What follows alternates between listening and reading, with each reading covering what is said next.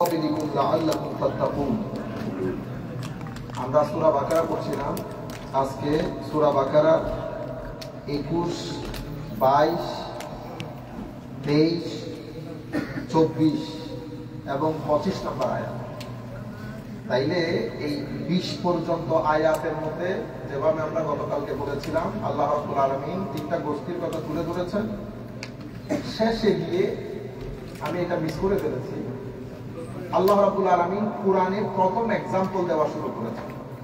কোরআনে অসংখ্য জায়গায়, এগুলাকে আমরা আরবির মধ্যে বলি মেসাল দেওয়া। আমরা অনেক উলামা ইকরাম ওয়াজ করার সময় বলে দেখেন মাসালান, মানে ফর ইনস্ট্যান্স, এক্সাম্পল স্বরূপ।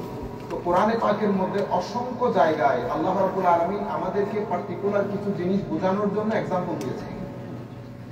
এক্সাম্পলগুলো বেশিরভাগ একেবারে আপনি মনে করতে পারেন 90% হচ্ছে এখানে। এই এক্সাম্পল গুলাকে ইমাম ইবনে কাসির বলেছেন মাই এবং নারী। নারুল মানে আগুন। কিছু এক্সাম্পলের সাথে সম্পৃক্ত আগুনের সাথে, মানে আগুন দিয়ে এক্সাম্পল দিয়েছে।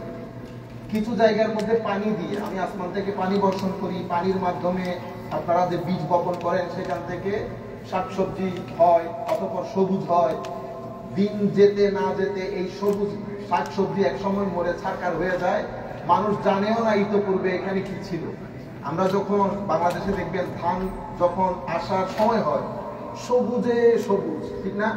আল্লাহ রাব্বুল আলামিন এই জিনিসটাকে মানুষের হায়াত বোঝানোর জন্য, আমাদের জীবনকে উপলব্ধ করার জন্য, মানে আমরা যেন উপলব্ধিটা আমাদের মধ্যে আসে সেটা বোঝানোর জন্য আল্লাহ এই শস্য ক্ষেত্র ব্যবহার করে। যে একদিন তোমরা বের হয়েছো, দেখেছো সবুজে সবুজ, 3 মাস পরে দেখবা ওখানে আর কোনো কিছু নাই, খড়ে হলুদ একেবারে জীর্ণশীর্ণ জিনিস পড়ে আছে, মানুষ বুঝবেও না ইতো করবে যে এখানে গ্রিনারি ছিল। তা আল্লাহ রাব্বুল আলামিন এটা বোঝানোর জন্য, এই জীবন সংক্রান্ত বিষয়কে বোঝানোর জন্য এই এক্সাম্পল ইউজ করেন। এরপরে পানি সংক্রান্ত এক্সাম্পল, এরপরে আগুন সংক্রান্ত এক্সাম্পল। এখানে আল্লাহ রাব্বুল আলামিন মুনাফিকদের সাইকোলজি বোঝার জন্য, তাদের পুরো বিষয়টাকে বোঝানোর জন্য আল্লাহ 2টা এক্সাম্পল ইউজ করেছেন। প্রথম শুরু করেছেন এভাবে, মাসালুহুম কামাসালিল্লাযী ইসতাওকাদা নারা ফালাম্মা আযাআত মা হাওলাহু যাহাবাল্লাহু বিনুরিহিম ওয়া তারাকাহুম ফি যুলুমাতিন লা ইউবসিরুন সুম্মুন বুকমুন উমিয়ুন ফাহুম লা ইয়ারজিউন। তো তারা প্রথমে, মানে মুনাফিকরা প্রথমে ঈমান এনেছে, নামাজ দোয়া পড়েছে, তারা নিজেরাই ঘরের মধ্যে লাইট জ্বালিয়েছে, ঘরের মধ্যে লাইটটা তারা নিজেরাই জ্বালিয়েছে, অতঃপর তারা নিজেরাই এই লাইটটা বন্ধ করে দিয়েছে। অন্ধকারের মধ্যে মানুষ মুভ করতে পারে না। তো মাসালুহুম, তাদের এক্সাম্পল হচ্ছে কামাসালিল্লাযী ইসতাওকাদা নারা, যেই ব্যক্তি একটা লাইট জ্বালিয়েছে, আগুন জ্বালিয়েছে। ফালাম্মা আযাআত মা হাওলাহু, যখন আগুনের মাধ্যমে তার চতুর্পার্শ্ব আলোকিত হয়ে গেল, যাহাবাল্লাহু বিনুরিহিম, আল্লাহ তাদের এই আলোটাকে তুলে ফেললেন, গায়েব করে ফেললেন। ওয়া তারাকাহুম ফি যুলুমাতিন লা ইউবসিরুন, এবং তাদেরকে অন্ধকারের মধ্যে এমন ভাবে নিমজ্জিত করেন কোনো কিছু আর নজরে আসে না। এটা মুনাফিকদেরকে বোঝানোর জন্য বলছে যে প্রথমে ঘরের মধ্যে আলো জ্বালিয়েছো, সবকিছু বুঝেছো, আবার নিজেরা ইচ্ছে করে সে আলোকে বন্ধ করে দিয়েছো। অর্থাৎ আমার নবী সাল্লাল্লাহু আলাইহি ওয়াসাল্লামের কথা শোনা থেকে নিজেদেরকে দূরে রেখেছো, দেখা থেকে দূরে রেখেছো, সত্য বলা থেকে দূরে রেখেছো। এই যে সাইকোলজি, সত্য বলতে না পারা, সত্য না শোনা, এটা আপনি যদি বিচার বিবেচনা করেন এই আমাদের সমাজের মধ্যে, আমাদের মধ্যে, এটা আপনি সব জায়গার মধ্যে পাবেন যাদের ভিতরে নেফাকত আছে, ডাবল স্ট্যান্ডার্ড আছে, প্রিন্সিপাল ছাড়া লোক, সত্য কথা বলতে পারে না, সত্য জিনিস দেখতে পারে না, এরা পক্ষাবলম্বন করে, এরা বলই তৈরি করে। আমাদের একেবারে ব্যক্তি লেভেল থেকে শুরু করে একেবারে উপরে লেভেল পর্যন্ত আপনি দেখবেন, আপনি দেখছেন যে এই জিনিসটা আমার ভাই এই ভুলটা করেছে, কিন্তু আপনি আপনার ভাইয়ের ভুলটা বলতে পারতেছেন না। এখানে কোরআন বলছে সুম্মুন বুকমুন উমিয়ুন, এরা দেখেও না, এরা শুনেও না, এরা বলতেও পারে না, আপনি বলতে পারছেন না। কেন?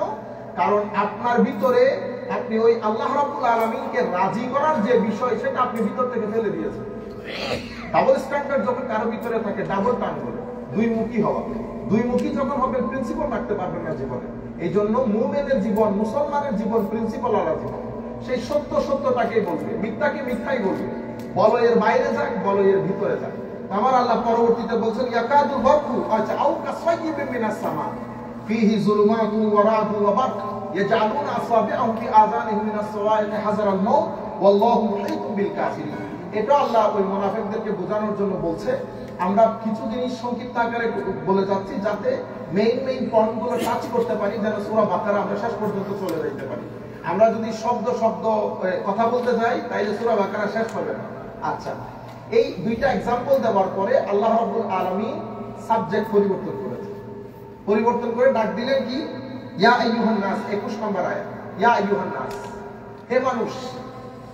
অসংখ্য মুফাসসিরিন এখানে আপনারা কোরআনে পাক যখন পড়বেন দুই ধরনের অ্যাড্রেস পাবেন। ইয়া আইয়ুহান নাস একটা অ্যাড্রেস, হে মানুষ, ও হিউম্যানকাইন্ড। আরেকটা অ্যাড্রেস পাবেন ইয়া আইয়ুহাল্লাযীনা আমানু, ও মুসলমান। তাহলে একটা অ্যাড্রেস মুমিনদেরকে, মুসলমানদেরকে, সাহাবায়ে কেরামদেরকে, আরেকটা অ্যাড্রেস হোল হিউম্যানিটি। তো কোরআনে মুফাসসিরিনে কেরাম বলছেন আল্লাহ রাব্বুল আলামিন 13 বছরের মক্কার জমিনে যত আয়াত নাযিল করেছে তখন তাদেরকে যদি অ্যাড্রেস করতে হইতো আল্লাহ ইয়া আইয়ুহান নাস বলে অ্যাড্রেস করতেন, কিন্তু মদিনা শরীফের মধ্যে যখন আমার আল্লাহ অ্যাড্রেস করতো তো ইয়া আইয়ুহাল্লাযীনা আমানু বলে অ্যাড্রেস করতেন। ইয়া আইয়ুহান নাস যত জায়গার মধ্যে কোরআন অ্যাড্রেস করেছে তো ইসলামের মেইন বিষয়টা তুলে ধরেছে, যেমন তাওহীদ, আল্লাহর একত্ববাদ, আল্লাহর মহানত্ব, আল্লাহর ইবাদত, এই বিষয়গুলো মেইনলি তুলে ধরে। কিন্তু যখন ইয়া আইয়ুহাল্লাযীনা আমানু বলবে আল্লাহ, সেই ইয়া আইয়ুহাল্লাযীনা আমানুর মধ্যে সাবজেক্ট ম্যাটার থাকবে আমার নবীর প্রতি আদব, আমার নবীর অনুকরণ, আমার নবীর আনুগত্য। কিয়ামতের ময়দান ইয়া আইয়ুহাল্লাযীনা আমানুর জন্য বিষয়বস্তু আলাদা, ইয়া আইয়ুহান নাসের জন্য বিষয়বস্তু আলাদা। ইয়া আইয়ুহান নাস, হে মানুষ, উবুদু, আল্লাহর ইবাদত করো। আল্লাহর ইবাদত করতে বলেন, ও ইবাদত করো, কার করবা? ইয়া আইয়ুহান নাস উবুদু রাব্বাকুম, তোমাদের রবের। আচ্ছা, এখানে দেখেন উবুদু রাব্বাকুম বলেছে। আমার আল্লাহর জন্য আমার আল্লাহ ইচ্ছে করলে কি কি শব্দ ব্যবহার করতে পারতো, যেমন সূরা ফাতিহার মধ্যে কি বলেছে, আলহামদুলিল্লাহি রাব্বিল আলামিন, ওখানে রব। কোরআনে পাক যখন শেষ করেছে কুল আউযু বিরাব্বিন নাস, বিরাব্বিন নাস, তো রব দিয়ে শুরু, রব দিয়ে শেষ। আবার এখানে যখন ইবাদতের কথা বলতেছে তখনও বলতেছে ইয়া আইয়ুহান নাস উবুদু রাব্বাকুম। মাওলা আপনি তো বলতে পারতেন খালিকাকুম, মালিকাকুম, রাযিকাকুম, আপনি অসংখ্য শব্দ উল্লেখ করতে পারতেন, কিন্তু আমার আল্লাহ যতবার ইবাদতের কথা বলে আমাদেরকে স্মরণ করিয়ে দেয়, বান্দা আমি কিন্তু তোমাদের রব। মাওলা রব কেন?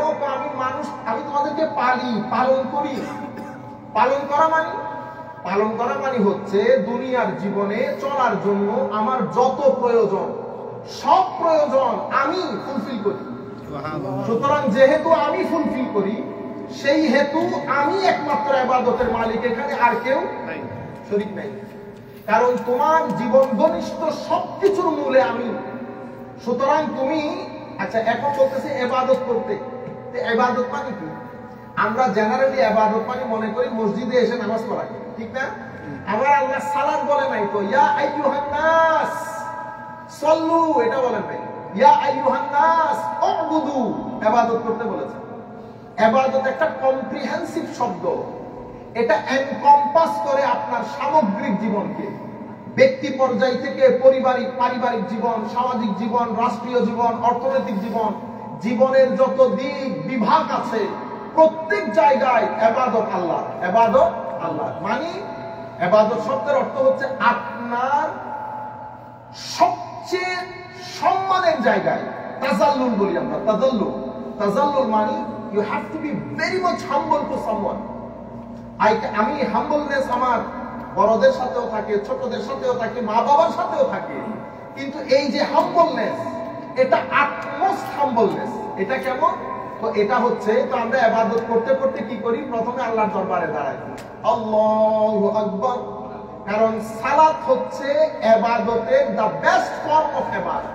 সালাত দ্য বেস্ট ফর্ম অফ ইবাদত। তো আমরা সালাতের মধ্যে বেস্ট ফর্ম কেন বলা হচ্ছে? আমার নবী যেভাবে বলেছেন ওভাবে করি আমরা, কিন্তু আমরা যখন বলি আল্লাহু আকবার, আমি প্রথম আমার দুই হাত তুলে সারেন্ডার করে আল্লাহর মহানত্বকে মেনে নিই। এরপরে নামাজের শেষ পর্যায়ে গিয়ে আমি আমার শরীরের সর্বোচ্চ দা বেস্ট পয়েন্ট, আমার শরীরে আমার মাথা, এটা হচ্ছে আমার শরীরের সবচেয়ে সম্মানী জায়গা, মাথা। এই জন্য আপনি মুখে থাপ্পড় দেওয়াকে ইসলামী শরীয়তের মধ্যে বড় সিরিয়াসলি টেক আপ করে। আমাদের জেনারেল কোর্টের মধ্যেও আপনি পিঠে মারা এক জিনিস, কারো হাতে মেরেছেন, কিন্তু আপনি যদি কারো মুখে হিট করেন, মাথায় হিট করেন, এটাকে ক্রিমিনাল ল প্যানাল কোর্টের মধ্যে বড় সিরিয়াসলি কনসিডার করে। কেন? কারণ this is the best part of your body. আর আমার এই মাথার বেস্ট পার্ট হচ্ছে আমার কপাল। আমি যখন ইবাদতের শেষ, আমার রাকাতের সালাতের একেবারে শেষ ভাগে যাই, আমি জমিনের মধ্যে আমার পুরো শরীর রাখার পরে মাথার কপাল পর্যন্ত রাখি আল্লাহর দরবারে। এটা হচ্ছে আমি এর চেয়ে আর বেশি করতে পারবো না, এটা আমি করি। তো আমার আল্লাহ বলছেন এই কাজটা তুমি আর কারোর সাথে শরীক করতে পারবে না। রব্বাকুম উবুদু, তাইলে এটা হচ্ছে অন্যতম ইবাদত। এরপরে আমরা আমাদের জীবনে যা কিছু করি, যদি আমি নিয়ত আল্লাহ আল্লাহ রাসূলের থাকে, তাইলে তো সবকিছু ইবাদত হয়। কিন্তু ইবাদতের বেস্ট ফর্ম হচ্ছে সালাত, ইবাদতের বেস্ট ফর্ম সালাত। উবুদু রব্বাকুম।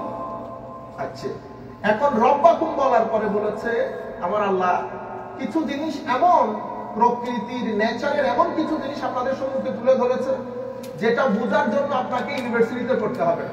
মানে every all the level of understanding, আমাদের এখানে লেভেল অফ আন্ডারস্ট্যান্ডিং পার্থক্য থাকলেও আসমান থেকে যে পানি পড়ে সেটা আমরা সবাই দেখি, এটা আমাদের জন্য একটা ওয়াও জিনিস, ওয়াও।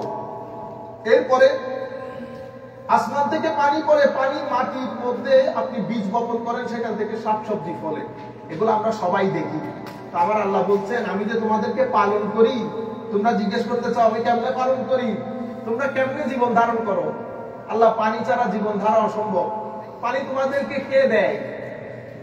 কোন শপিং মল না, এটা আমি উপর থেকে বলতে সমুদ্রের মাধ্যমে প্রসেস হয়ে পানি উপর থেকে আমি খুব প্রসেসিং এর সাথে দারুণ করে আমি উপর থেকে পানি নিচে ফেলি।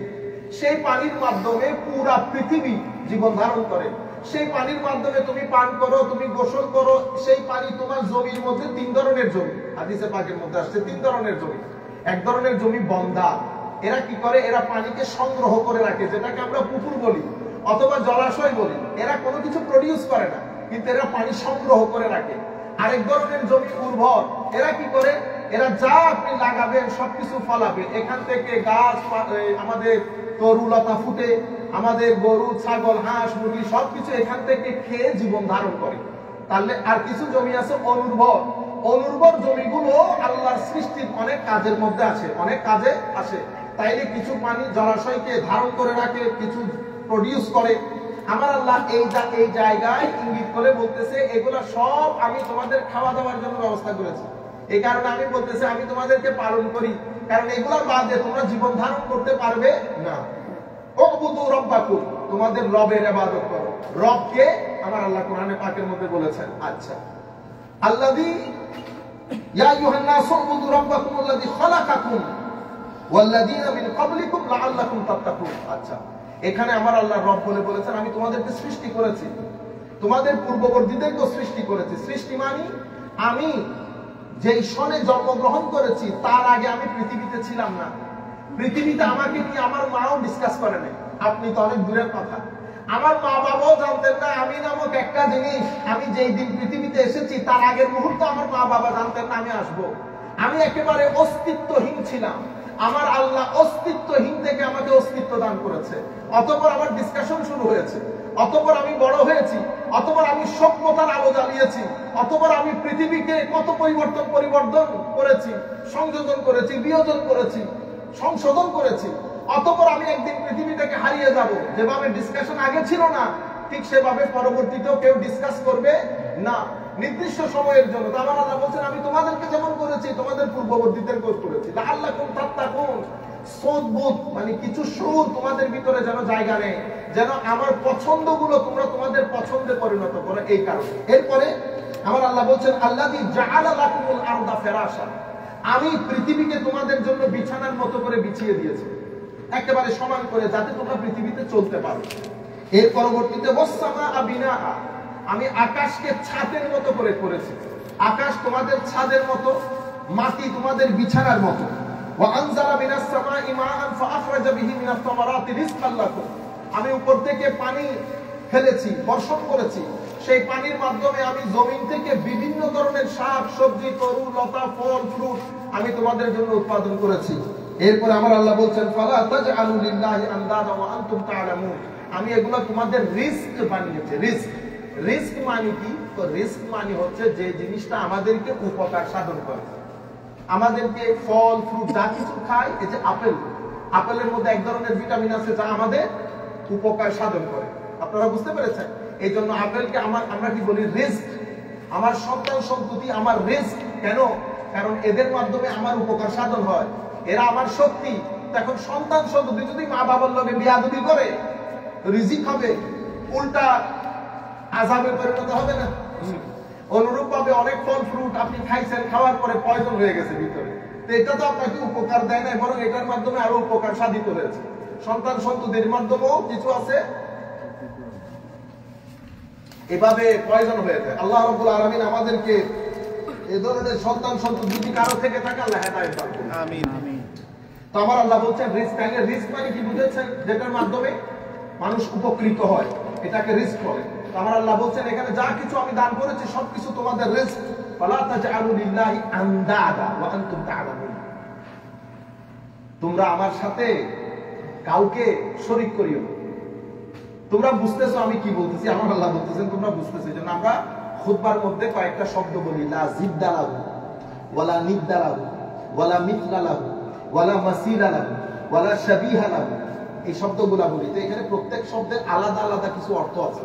আমরা সেই অর্থগুলোর ভিতরে ঢুকলে তাইলে আর বের হওয়া যাবে না, কারণ এখানে এটা যেহেতু পবিত্র কোরআনের শুরুর সূরা এবং এখানে আল্লাহ রাব্বুল আলামিন সবকিছু বলেছেন যা কিছু কোরআনের মধ্যে আছে।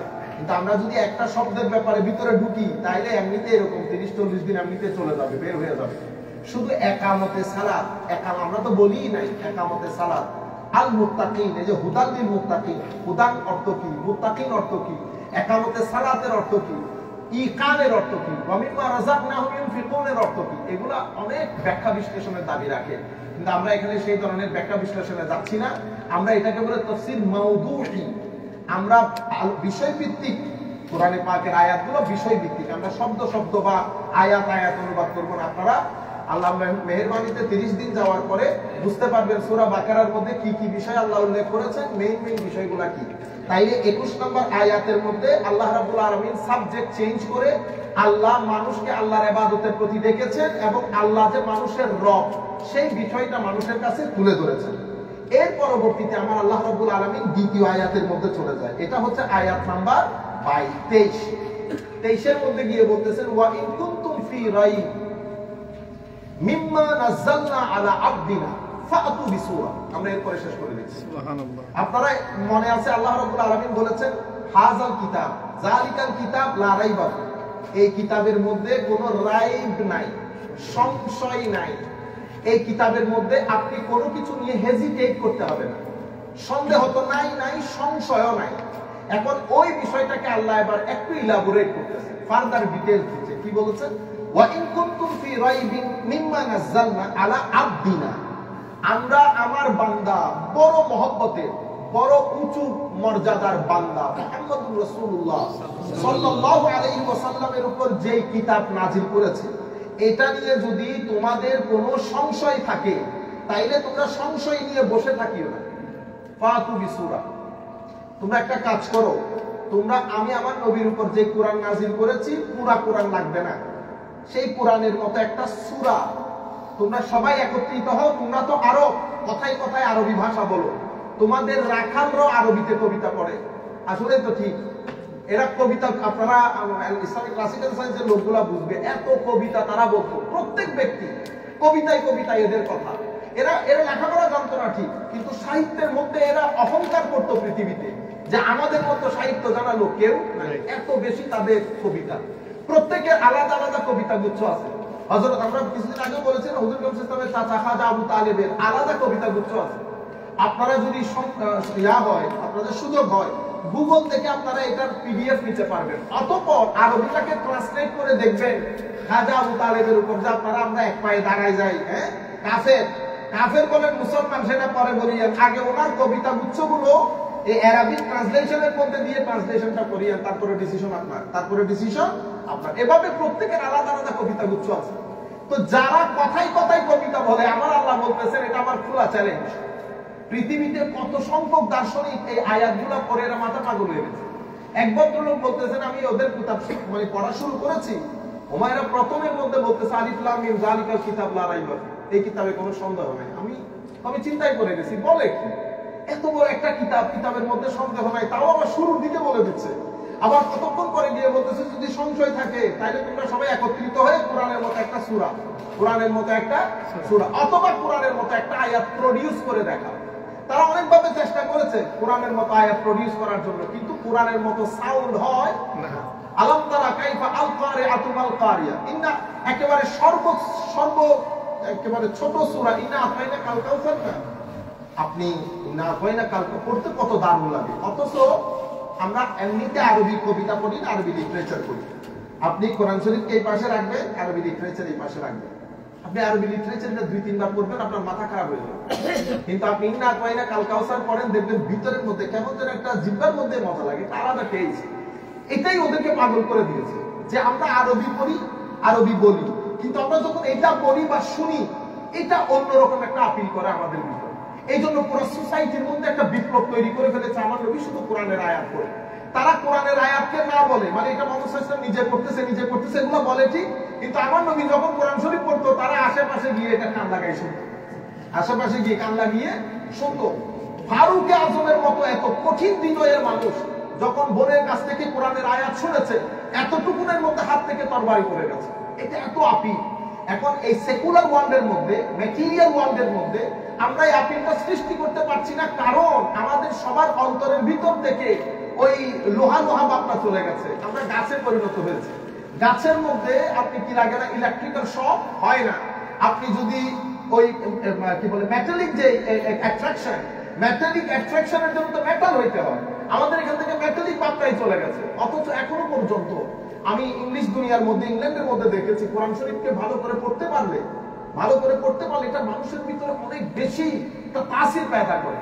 ইভেন তারাবির মধ্যেও যদি আমাদের সেই কোরআনী, সেই হুফাজে কেরাম, আপনি দেখেন না, আপনারা যখন উমরার মধ্যে যান, এই যে রমজান শরীফের মধ্যে আপনারা কি কোরআন শরীফ বুঝেন? আমার পাশে কত মানুষকে দেখেছি আমাদের কারি সুদায় যখন পড়ে এরা, অসংখ্য মানুষ। আমি আমার বন্ধু সহ একসাথে গেছিলাম 2 বছর আগে, সে কাঁদতে কাঁদতে পাগল হয়ে গেছে, মানে হেসকি উঠে গেছে। তাইলে এই যে আপনি কাঁদতেছেন কেন? আপনি বুঝছেন কোনো কিছু? আপনি কোনো কিছু বুঝেন নাই। কিন্তু এটা ডিভাইন ওয়ার্ড, এটা আমার আল্লাহর ওয়ার্ড, এটা আপনার সিনার ভিতরে মানে ইশক এবং মহব্বতের একটা ঢেউ তুলে, ইশক এবং মহব্বতের একটা ঢেউ তুলে আপনি রুকুতে যাওয়ার জন্য পাগল হয়ে যান, কারণ এটা আপনাকে আপিল করছে না, এটা আপনাকে আপিল করছে না, আপনি টেস্ট বুঝতে পারতেছেন না।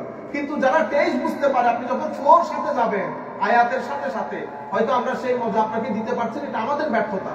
কিন্তু কোরআনে পাকের মজা আলাদা, এটা সাহিত্যিকতা আলাদা।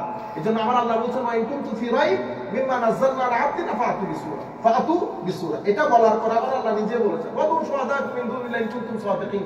যদি তোমরা তোমাদের দাবিতে ঠিক থাকো, তোমরা যদি মনে করো যে তোমরা যা বলতেছো ঠিক বলতেছো, তোমরা যাদেরকে পারো সবাইকে একসাথে করো। এটা আমার খোলা চ্যালেঞ্জ। আমার নবীর পক্ষ থেকে, আমার নবী ভদ্র মানুষ, এগুলো আমার নবী বলতে পারতেন না। আমার নবীর পক্ষ থেকে আমার আল্লাহ বলে দিচ্ছেন হাবিব তাদেরকে খোলা চ্যালেঞ্জ দিয়েছেন, পারলে তারা সবাই একত্রিত হোক। সেই চ্যালেঞ্জটা আজ অবধি বিদ্যমান কোরআনে পাকের মধ্যে। আজও পৃথিবী, হোল হিউম্যানিটিকে কোরআন ডেকে বলতেছে ওয়া ইন কুনতুম ফি রাইবিন মিম্মা নাযালনা আলা আবদিনা ফাতু বিসূরা। তোমরা যদি হারভার্ড বলেন, অক্সফোর্ড বলেন, ক্যামব্রিজ বলেন, তোমরা যদি মুহাম্মদ সাল্লাল্লাহু আলাইহি ওয়াসাল্লামের উপর অবতারিত এই কিতাবের ব্যাপারে সন্দিহান হও, তো তোমরা এটার মতো করে আরেকটা প্রডিউস করে দেখাও। এটা কিন্তু এই চ্যালেঞ্জ আমার নবীর যুগে শেষ হয়ে যায় নাই, এটা কিয়ামত অবধি বর্তমান থাকবে জিন্দা। এবং আমার আল্লাহ কি বলেছেন ফাইল্লাম তাফআলু ওয়া লাম তাফআলু, তোমরা পারো নাই, কিয়ামতের দিন সকালবেলা পর্যন্ত কেউ পারবে না। সেই কারণে আমরা কোরআনকে কি করে জ্বালাই ফেলি, বারণ করি। কেন? কারণ ভিতরের জিনিসগুলোকে একাডেমিকলি ফেস করা এটা আমাদের পক্ষে সম্ভব না। এই জন্য আমরা কোরআনকে জ্বালাই, কোরআনকে নিয়ে মুসলমান দুনিয়ার মধ্যে এসকেলেট করার চেষ্টা করি, কিন্তু কেউ একাডেমিকলি কোরআনকে ফেস করে না, একাডেমিকলি কোরআনকে ফেস করে না। ফাইল্লাম তাফআলু ওয়া লাম তাফআলু ফাত্তাকুন নার আল্লাতী ওয়াকুদুহা আন-নাস ওয়াল হিজারা ওয়া ইদ্দাত লিল কাফিরিন। এটা অস্বীকার করে শুধুমাত্র নিজেদেরকে জাহান্নামী বানাইতেছে। এটার জন্য আমি কিছু মানুষ এবং পাথর জাহান্নামের আগুন হিসেবে, এটাতে লাকড়ি হিসেবে আমি ব্যবহার করব। তোমরা নিজেরা শুধুমাত্র নিজেদেরকে ওই জন্যই তৈরি করতেছো। এরপরে আমার আল্লাহ কোরআনের আয়াত শেষ করছেন ওয়াবাশশিরিল্লাযীনা আমানু যত জায়গায় জাহান্নামের ভয়, তত জায়গায় আমার আল্লাহ আবার আলাদা করে মুমিনদের কথা বলেন। ওয়াবাশশিরিল্লাযিনা আমানু ওয়া আমিলুস সালিহাতি আন্না লাহুম জান্নাতুন তাজরি মিন তাহতিহাল আনহার কুল্লামা রুযিকু মিনহা মিন সামারাতির রিজকান ক্বালু হাযাল্লাযী রুযিকনা মিন ক্বাবল ওয়া উতু বিহি মুতাশাবিহা ওয়া লাহুম ফিহা আজওয়াজুন মুতাহহারা ওয়া হুম ফিহা খালিদুন। এই জায়গার মধ্যে আমার আল্লাহ বলছেন, আমার আল্লাহ সুসংবাদ দিচ্ছেন কাদেরকে? মুমিনদের। কিসের? জান্নাতে। এমন জান্নাত যার নিচে নদী থাকবে, ওখানে আল্লাহ রাব্বুল আলামিন অসাধারণ করে জান্নাতকে সাজিয়েছেন। এটা আল্লাহ মুমিনদের জন্য ব্যবস্থা করেছেন। এতটুকুনের মধ্যে আয়াত নাম্বার 24 খতম। তাহলে আয়াত নাম্বার 24 পর্যন্ত এসে 21 থেকে 24 এর মধ্যে দুই সাবজেক্ট ম্যাটারে কথা বলেছেন আল্লাহ।